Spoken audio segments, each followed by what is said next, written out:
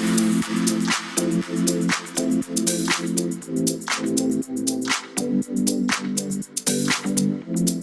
everyone and welcome to the CC Webinar Live Executive Interview.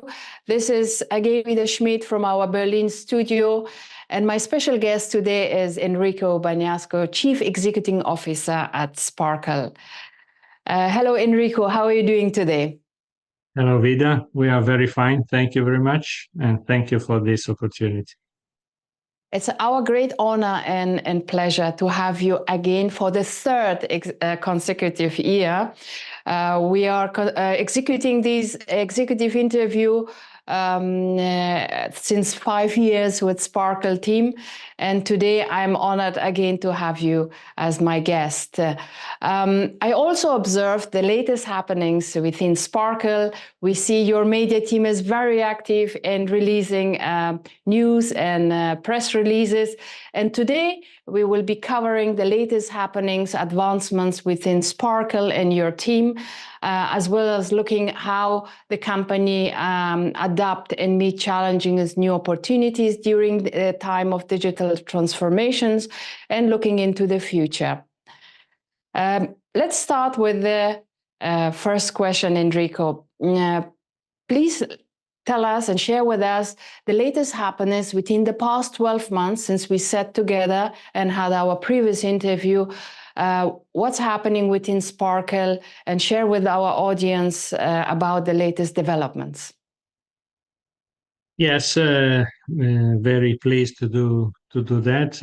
Indeed, we are coming from very busy months, and ahead of us we have even more busy months. So we are in a full speed of delivery. Well, if I look back in the last 12 months, indeed there is a good number of key achievements that I'd like to point out. Let me start with our flagship project, which is Blue Raman. And in the last 12 months, in Blue Raman, in the Mediterranean segment of the system, we managed to do 7 landings. Okay, so the cable has touched ground in 7 locations, from Genova to Corsica, Sardinia, Rome, Palermo, all the way to Greece in Hania, Crete, and so on. So that has been a massive operation, because, as the expert knows, every landing requires a lot of ground operation, marine operation. So, and now the system is fully commercially available from Crete to Genova, Milano, and onward to Marseille as well. I forgot Marseille. So that's a lot, and that is getting a lot of traction in the market, and a lot of service activation on this first segment of the cable. We also fully completed the terrestrial crossing in Middle East. So actually, the service is now operational from Aqaba in Jordan. Okay, and that's another key segment of the end-to-end system. On a different side, if I look at IP transit, we've seen a very nice growth in our traffic volumes, network, and revenues as well. And we managed to go back to number 4 in the KAIDA rankings in terms of size. So we are the 4th largest carrier of IP transit worldwide, with some areas where we are in number 1 position, like in general South America and Middle East. If I look at regional, let me say, segments. So that's another key point. We now have fully operational and in the let me say delivery phase the new data center in Panama, where we activated also the branch from the Curie submarine cable. So Sparkle can now provide service on Curie, not just end-to-end from Los Angeles to Santiago, Chile, but also with a drop on-off in Panama, either northbound to Los Angeles or southbound to Santiago. And indeed, in September, finally, we opened full service on Equiano from Portugal to South Africa. And that again has picked up very, very quickly on this new route. Very happy with the business that has been developed there. So it was a nice intuition a couple of years ago to get assets on this segment, which is now operational since September. So these are the key achievements in terms of visible, let me say, assets. Indeed, you were referring to the communication we do. Our approach is to communicate effective results, not just ideas and trends. And this is what we've been communicating in the last 12, 14 months.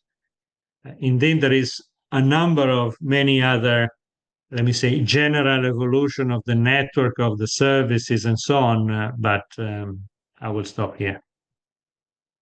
Thank you so much, Enrico, for the latest updates. They all sound terrific, and also to see how active Sparkle and the entire team is in further commitments and investment, not only in various continents, but also in different segments, varying from submarine, IP transit, data center. Let's continue with the second question. We both witness that our industry faces continuous and rapidly digital transformation, and how Sparkle adapt further to the latest changes, such as generative AI and security, to meet the opportunities and challenges and deliver the best customer experience with the right models and solutions in place. Thanks for the question. This is really the other side of the coin in a way. In addition to the, let me say, industrial delivery actions.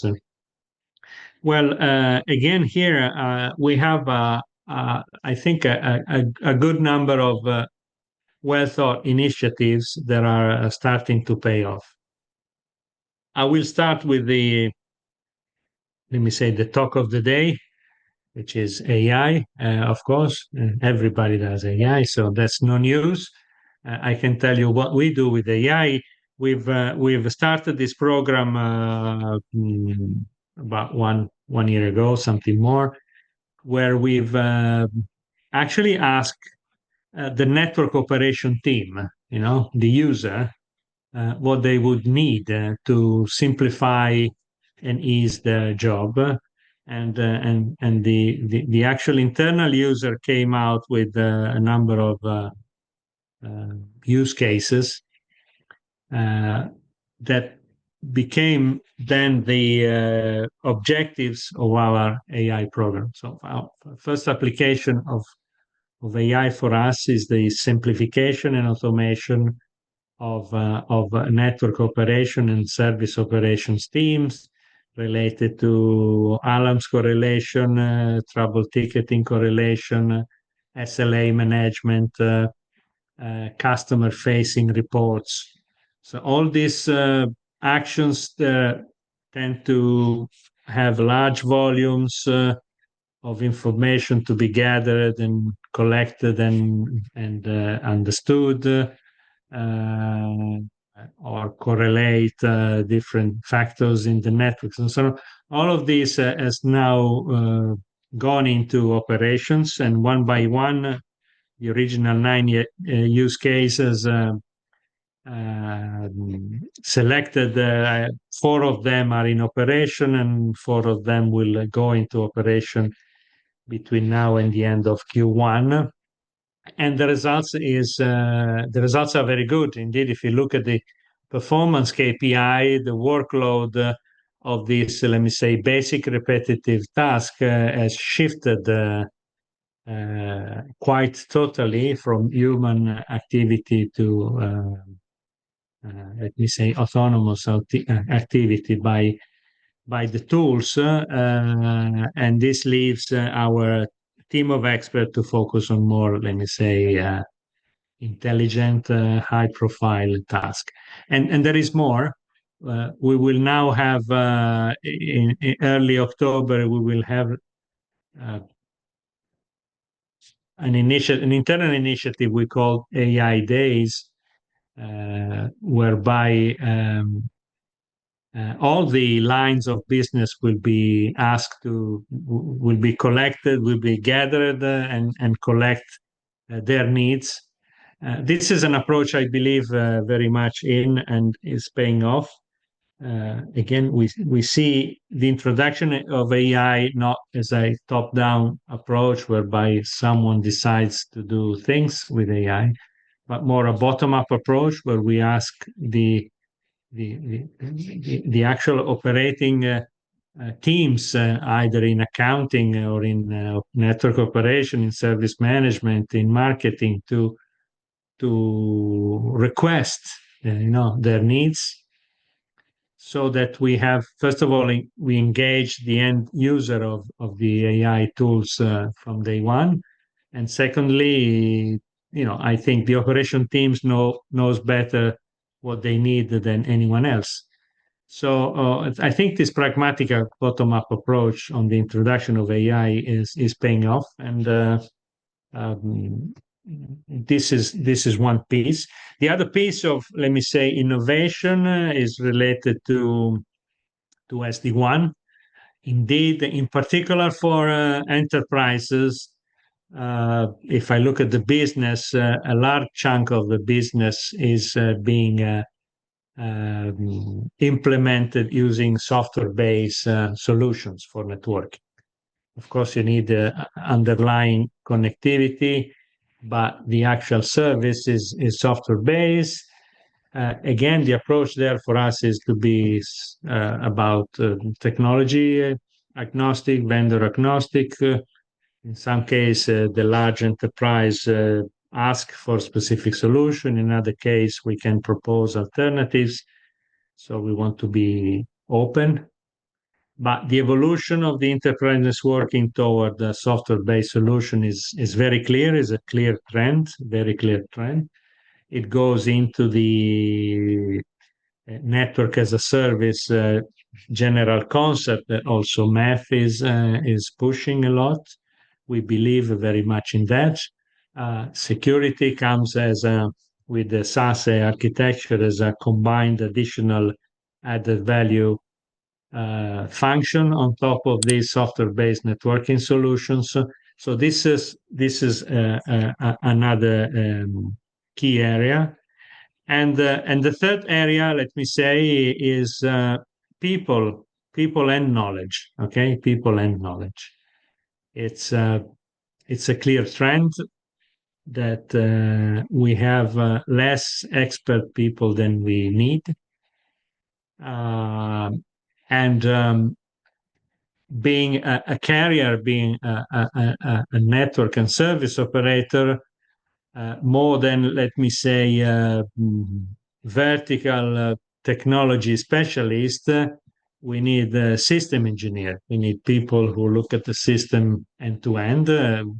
We leave the detail technology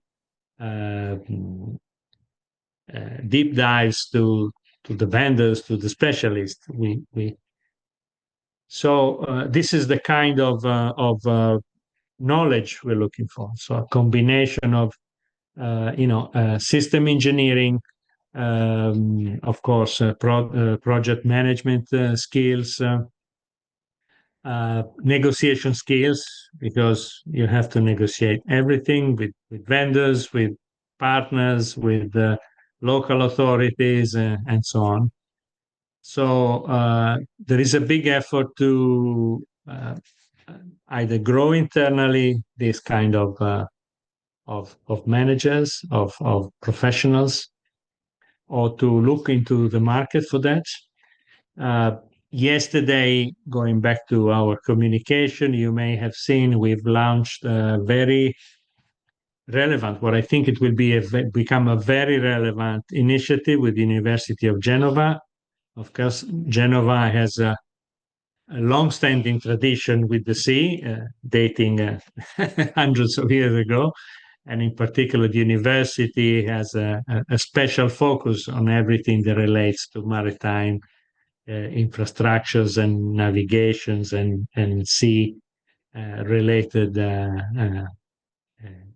activities.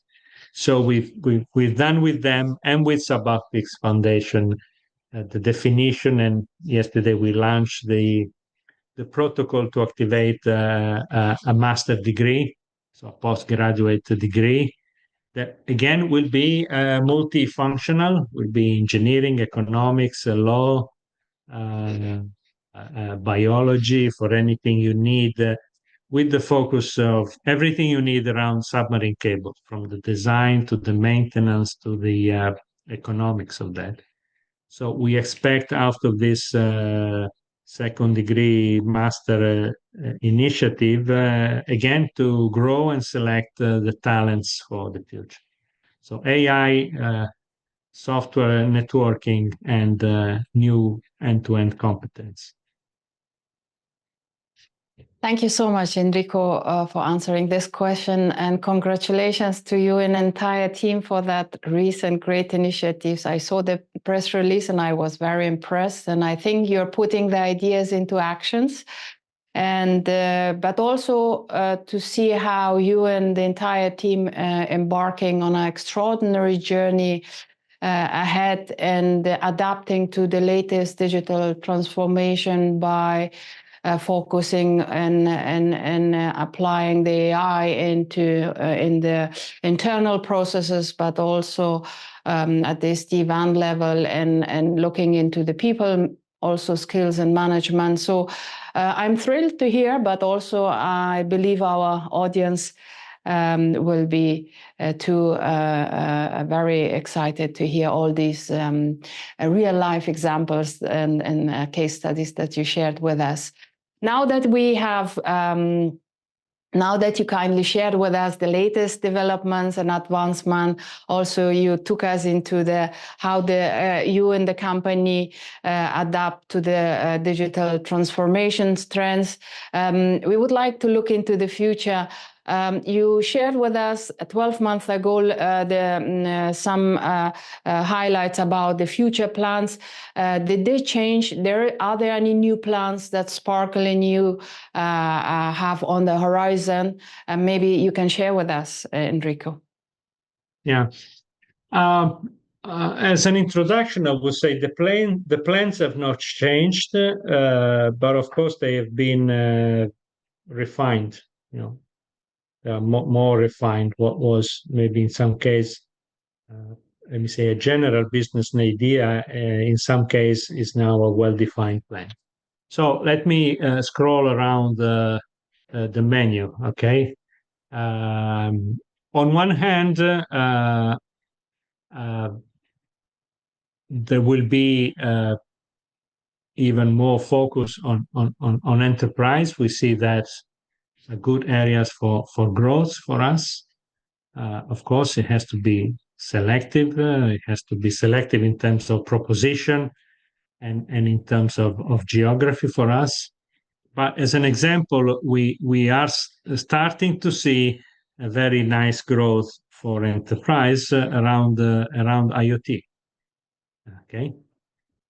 So our mobile proposition based on dual SIM, SIM management, and mobile connectivity. Again, for us, IoT is a focus area, is no application, no vertical, is focus on what we do best, which is connectivity, roaming, SIM management, and multi-carrier coverage. And that's an area where it took us more than expected to start, but now the business is starting. So we see for the future more, to combine the enterprise, to combine the networking solution offering more and more with IoT for those enterprises where IoT is relevant. So that's one area. On the rest of the plan, we remain focused in terms of submarine cable and infrastructure development in the areas where we get our core business. So on one hand, the corridor between Europe, Middle East, and India, let's say, Europe to Middle East. In that case, we have announced last December the new GreenMed project, which for the first time will connect Europe through the Adriatic Sea, so Milano, not through the Tyrrhenian Sea, to the Adriatic Sea, collecting traffic from the Balkan, collecting traffic from, again, Greece and Turkey all the way to Middle East. That is, the project is now very well defined. The project is in pre-sales, so any opportunity, customer meeting and events is part of our marketing proposition. So GreenMed is one. The other corridor we are working on is very relevant for us, is the corridor between North America and Central and South America. Over the years, we developed connectivity in Sibras, in Korea. Last year, we also opened up service on the Monet cable, connecting Argentina, Brazil to North America. We have a very relevant new initiative coming up. So stay tuned, not public yet.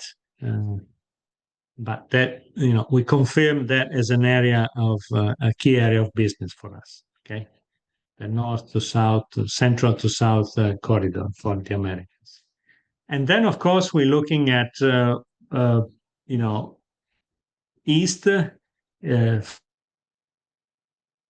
Far East, more specifically Southeast Asia, and the corridor, let's say, from Mumbai to Singapore in general terms. Singapore is the further outpost eastbound of our network. It's a very strategic position. It's a very relevant economic area. All the KPIs around Southeast Asia are positive in terms of population, economics, and growth of traffic, growth of business. So we are working to position much better ourselves in the corridor from, let's say, from Singapore to India as well, more than we are today. So this is what we are working on. And again, on top of these key initiatives, there is a lot of daily hard work from all the colleagues to do things better and better, and actually do the things we plan to do. Thank you so much, Enrico, and I think for sharing this future plans. And we are also now very curious, and we'll be looking forward for those that you could not share and follow the news at Sparkle. Right. But it's great to hear about the plans within different investment in continents such as North, South America and Europe, as well as Asia, and of course in areas of your enterprise and IoT. I think team will be very busy in the next 12 months, and we wish everyone all the best. And thank you. Is there anything else you would like to mention, Enrico, before we are finishing this? I think I covered the key messages I wanted to convey, and thank you once again, you and your team for this opportunity. Once more, thank you very much, Enrico, Okay. for dedicating your invaluable time in being with us today. We are very much looking forward to our hopefully next updates in 12 months' time and hear more news from the world of technology at Sparkle. And everyone who is tuning in and watching, stay tuned and goodbye until next time.